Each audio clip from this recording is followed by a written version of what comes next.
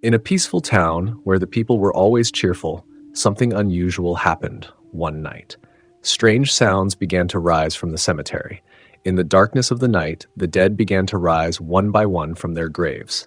Their faces wore strange smiles, as if they had acquired knowledge of some forbidden mystery. The townsfolk could hardly believe it at first. They thought it might be a nightmare. But as the number of the dead increased and they started advancing toward the town, panic spread. Soon, the sound of screams could be heard in every corner of the city. In the midst of bloodshed, fear, and danger, the residents realized that their safe place was no longer secure. But why had the dead returned? What was their purpose? The town was heading into darkness. Some time ago, a little girl named Mina had helped an old woman. The old woman had said, "The dead never find peace if they have unfinished business in their lives." That night, Mina went to sleep with her family, but suddenly, a mournful scream pierced her ears. She looked out the window and saw the dead rising from their graves and entering the town. Among the dead was the old woman. Mina remembered the woman's words. She began to think that if the dead had some unfinished business, perhaps they were seeking help. She quickly gathered the other townspeople and devised a plan to listen to the dead. Mina felt that something had to be done. Together with the young people of the town, Mina decided that they would try to communicate with the dead. They sat beneath an old tree and formed a circle. Mina lit a small candle in front of her. They called out to the dead, hoping they could speak.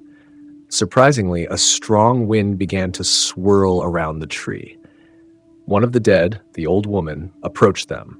She said to Mina, "We have returned because we have unfinished business. If you do not help us, we will not find peace." A strength awakened within Mina. She began to believe that if they could resolve the dead's issues, the town could return to normal. But did the dead really need help, or was there something darker among them? Mina and her friends decided they must resolve the dead's unfinished business. They first looked into the town's history. They learned that a curse was involved in the deaths of most of the town's deceased. The spirits of the town's first residents, who had breathed their last in sorrow in the cemetery, had not yet been freed. They confirmed that the curse had begun due to the excessive greed of a ruler. There was an old fortress in the town center that held the story of this ruler. They wanted to go there to gather more information. Mina and her team headed towards the fortress, but one horrifying event after another haunted them. What awaited them inside the fortress? As the door to the fortress opened, the sound of gasping breaths echoed in the dark rooms. Mina and her friends cautiously entered, surrounded by ancient paintings and fragile books that spoke of their mysterious history.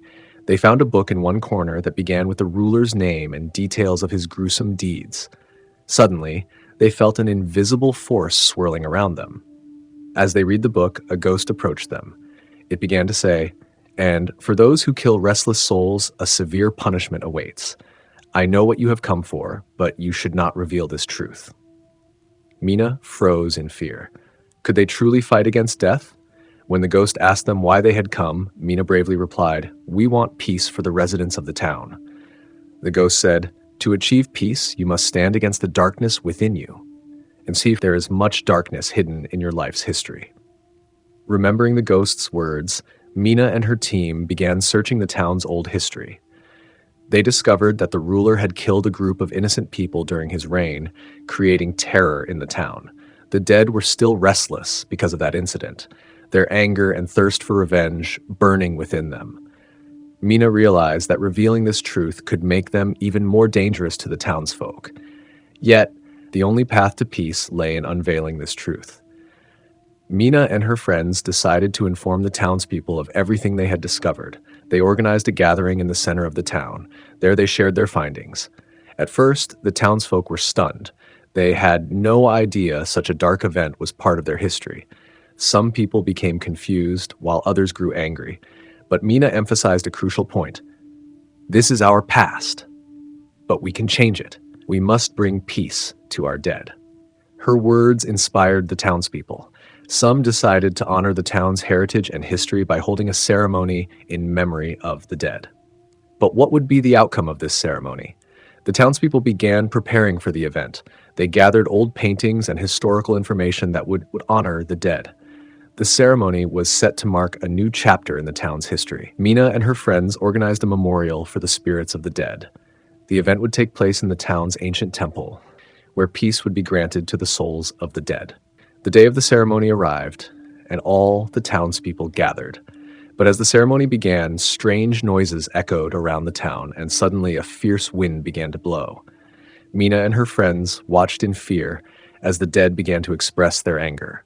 Panic spread among the participants. Mina realized that the dead had not been properly remembered in the ceremony. They had forgotten to pray for the peace of the town's dead. Mina immediately took decisive action. She looked up to the sky and said, "O dead, we have heard your words. We know you're suffering. Let us help you. We want to restore your peace." Upon hearing these words, the air in the town became heavy. The dead began to return, but this time their faces bore expressions of peace and resolution. They chose one among them to come forward and speak. One of the dead, an elderly woman, approached Mina and said, "You truly wish to restore our peace, but you must remember, our anger is not just from the killings, but from neglect." These words became a revelation for Mina. She vowed to create a memorial for the town's dead, serving as a lesson for future generations. The ceremony began anew, where the townspeople honored the dead. Gradually, the spirits of the dead began to regain their peace, and one by one started returning to their graves. Mina knew that a new chapter for the town was beginning. This experience had educated them all, and they would never forget their past. The end. Story number 2. Dr. Arup Malik is ready for the world's first head transplant. The patient, a 35-year-old man named Rahul, has suffered irreversible spinal damage. Rahul's only way to survive is to have his head transplanted onto a completely new body. The risks are immense, but Arup is prepared. The preparations for the surgery begin. The team consists of the best surgeons, nurses, and technicians. Media from around the world are watching. There is no room for error. The surgery lasts for hours. Arup and his team work with perfect concentration. Rahul's head is slowly being attached to the new body. With the help of technology, they maintain speed. Finally, after 10 hours of effort, the transplant is successfully completed. The first week passes without incident. Rahul gradually starts regaining consciousness. He opens his eyes for the first time in the new body. However, something isn't right. His hands begin to tremble strangely. Rahul starts to feel completely alien to himself. He tries to adapt to the new body, but a constant uneasy feeling engulfs him. Every day it feels as if his own identity is being pushed further away. At night, Rahul's body moves involuntarily. Sometimes it starts walking, sometimes he wakes up screaming. He can feel it, but he cannot control his own body. Every day, it feels as though he's getting entangled in a new mystery. Dr. Arup realizes that the body is not accepting Rahul's mind. The memories of the old body seem to be gradually affecting his brain. But how can a body have memories? This question leaves everyone baffled. The body that Rahul was transplanted with belonged to a former death row inmate. His body's memories are slowly casting a shadow over Rahul's mind. Rahul begins to exhibit strange behavior against his own will. He feels increasingly uncomfortable with each passing day. One night, Rahul suddenly realizes that there are two entities living within his body. He doesn't know how to resolve this situation. Dr. Arup is also confused. Rahul starts fighting with the new entity. Every day, he wants to regain control over his body, but every time an invisible force resists him. The shadow of the new body's previous owner seems to be overpowering him. Arup realizes that this surgery has gone beyond the natural order. The new body retains its old tendencies. He begins to sense the impending danger, but it's too late. Rahul's behavior becomes more terrifying with each passing day. One night, Rahul completely loses himself. He doesn't even understand how he attacked one of his friends. His friend is admitted to the hospital in critical condition. The police begin an investigation, but Rahul has no explanation to offer. He is terrified. How could something like this happen? His own memories are slowly fading, and with them, more horrifying truths come to light. Rahul realizes that the soul of the body's former owner is controlling him more and more each day. He wants to free himself, but the influence of the new entity is growing stronger. A battle rages inside his mind and body. A terrible feeling starts to rise in Dr. Arup's heart. Did he do the right thing? Looking at his own discovery, he begins to question himself. What kind of future has he created for humanity? Rahul stands at the brink of losing his own identity. Every day when he looks at his reflection, he sees a new face staring back at him. He knows he has very little time left. Arup makes a new decision. He plans another dangerous surgery to save Rahul's life. It may be the only way, but the risks are enormous. Before the surgery begins, Rahul looks at Arup. His eyes are filled with immense fear, but there's no other choice. The new entity is taking complete control of his body. The operation begins. It is even more complex and dangerous. Arup knows it is impossible to leave Rahul in this condition. But as the surgery progresses, Arup's hands begin to tremble. How will he solve this? After the surgery, Rahul regains consciousness. But this time, something has changed. He seems to have returned to his old self. There is relief in his eyes, but has everything really been fixed? Rahul is now recovering, but sometimes while standing in front of the mirror, he sees his own shadow, an odd, unfamiliar shadow. Has the old entity truly left, or is it still following him? The end. Story number 3. One day, in a beautiful village surrounded by lush forests, a new life began. There was joy and peace among the trees, birds, and other animals. But in one corner of the village, dark storm clouds started to gather. Everyone became worried, as they knew a storm was coming. The winged creatures, especially the birds, began to fly in the sky. They wondered how this storm would affect them. The birds gathered together to discuss the storm. Some birds said, "We can fly away." Others replied, "If we leave, we will have to abandon our homes." Thus, caught in indecision, they could not reach a conclusion. However, one brave bird said, "If we work together, we can face this storm." The birds decided to make a plan. They would combine their strengths and help each other during the storm. They knew their unity could protect them. Each bird participated in the plan in their own way. They began to work in different directions to inspire one another. When the storm began, the trees started to sway and the sky darkened. Light rain started to fall at first, but then a fierce storm broke out. The birds began to strengthen themselves among each other. They tried to fly into the sky, but the intensity of the storm was hindering them.